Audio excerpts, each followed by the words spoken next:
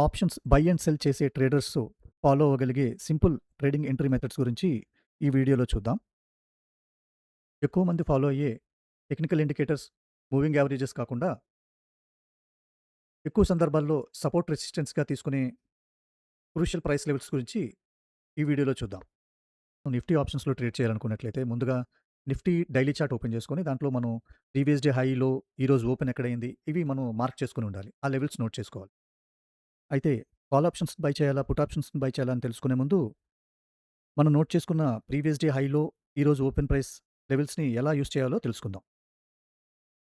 కొన్ని సందర్భాల్లో previous day లో దగ్గరికొచ్చినప్పుడు నిఫ్టీ ఆ లెవెల్స్ దగ్గర సపోర్ట్ తీసుకొని మళ్ళీ కొంచెం పెరగటం.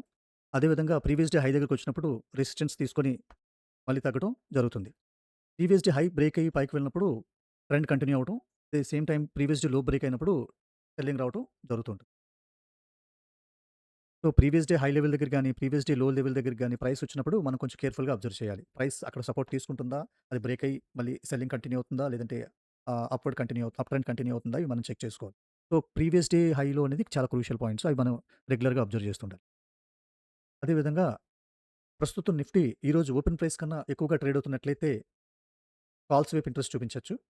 ఓపెన్ ప్రైస్ కన్నా తక్కువగా ట్రేడ్ అవుతున్నట్లయితే పుట్స్‌లో ఇంట్రెస్ట్ చూపించొచ్చు. అయితే ఇక్కడ మనం ఒక థంబ్ రూల్ పెట్టుకోవాలి. ఎట్టి పరిస్థితిలోనూ ఓపెన్ ప్రైస్ కన్నా ఎక్కువగా ట్రేడ్ అవుతున్నప్పుడు పుట్స్ వైపు ఇంట్రెస్ట్ చూపించకూడదు. At the same time open price కన్నా నిఫ్టీ స్పాట్ తక్కువగా ట్రేడ్ అవుతున్నప్పుడు కాల్స్ వైపు ఇంట్రెస్ట్ చూపించకూడదు. సో, ఇలాంటి రూల్స్, థంబ్ రూల్స్ పెట్టుకోవడం వల్ల మనం ఇంపల్సివ్ ట్రేడింగ్‌లోకి వెళ్ళకుండా కంట్రోల్ చేసుకోగలుగుతాం. ఇక్కడ మనకి సపోర్ట్ తీసుకునేటట్లుంది. ఇక్కడ రెసిస్టెన్స్ వచ్చేటట్లుగా ఉంది. అలా అనుకోకుండా అది మార్కెట్ గ్యాప్ అప్ అయినా సరే ఓపెన్ ప్రైస్ కన్నా ఎక్కువుందా, తక్కువుందా చూసుకొని ఫస్ట్ బయాస్ అక్కడ టిక్ పెట్టుకోవాలి.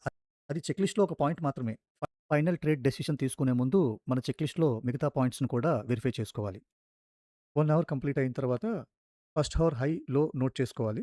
అదేవిధంగా ఫస్ట్ 30 మినిట్స్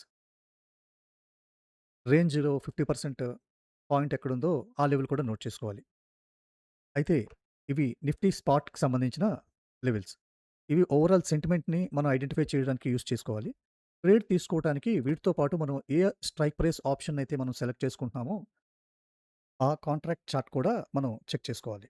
ఫస్ట్ అవర్ గడిచిన తర్వాత స్పాట్ ప్రైస్‌లో ఓపెన్ ప్రైస్ కన్నా తక్కువ ఉండడం, ఫస్ట్ 30 మినిట్స్ బార్ 50% కన్నా తక్కువగా ట్రేడ్ అవ్వడం వల్ల మనం పుట్ ఆప్షన్స్ వైపు ఇంట్రెస్ట్ చూపించొచ్చు. అయితే పుట్ ఆప్షన్స్‌లో కూడా క్లియర్ కట్ బై సిగ్నల్ లేదు.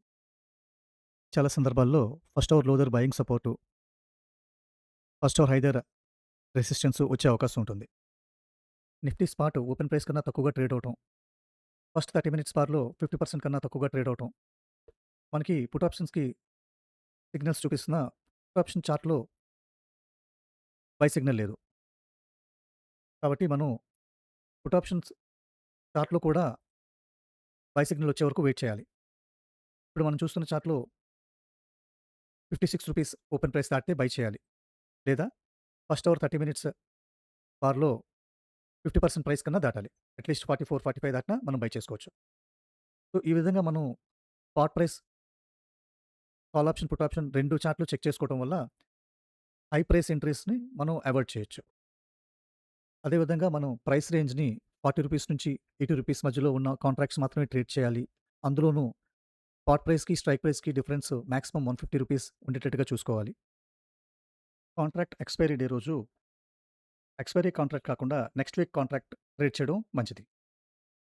ట్రేడ్ ఇనిషియేట్ అయిన తర్వాత హైయర్ ప్రైస్‌లో ముందుగానే సెల్లింగ్ పెట్టడం వల్ల లేదా మీ మనీ మేనేజ్‌మెంట్ రూల్ ప్రకారం స్టాప్ లాస్ ఫస్ట్ అవర్ లో దగ్గర పెట్టడం కానీ, ట్రైలింగ్ స్టాప్ లాస్ పెట్టుకోవడం గానీ మంచిది. ఇక్కడ నేను ఎలాంటి బై, సెల్ సిగ్నల్స్ ఇవ్వడం లేదు. అలాగే ఎలాంటి ఆప్షన్ ట్రేడింగ్ సర్వీస్ లేదా పెయిడ్ సిగ్నల్ సర్వీస్ గానీ నేను ప్రొవైడ్ చేయటం లేదు.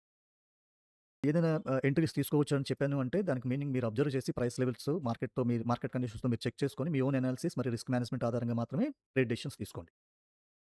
సో, ఈ సింపుల్ రూల్ బేస్డ్ ట్రేడింగ్‌లో మనకి రెగ్యులర్‌గా లో రిస్క్ ఆపర్చునిటీస్ కనిపించకపోవచ్చు. అదేవిధంగా మనం ఏ మెథడ్‌ని ఫాలో అయినా మన రిస్క్ తక్కువగా ఉండేటట్టుగా చూసుకోవాలి.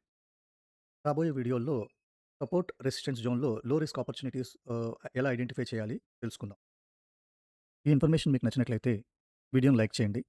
ఛానెల్‌ని సబ్స్క్రైబ్ చేయకపోతే సబ్స్క్రైబ్ చేసుకోండి. Thank you.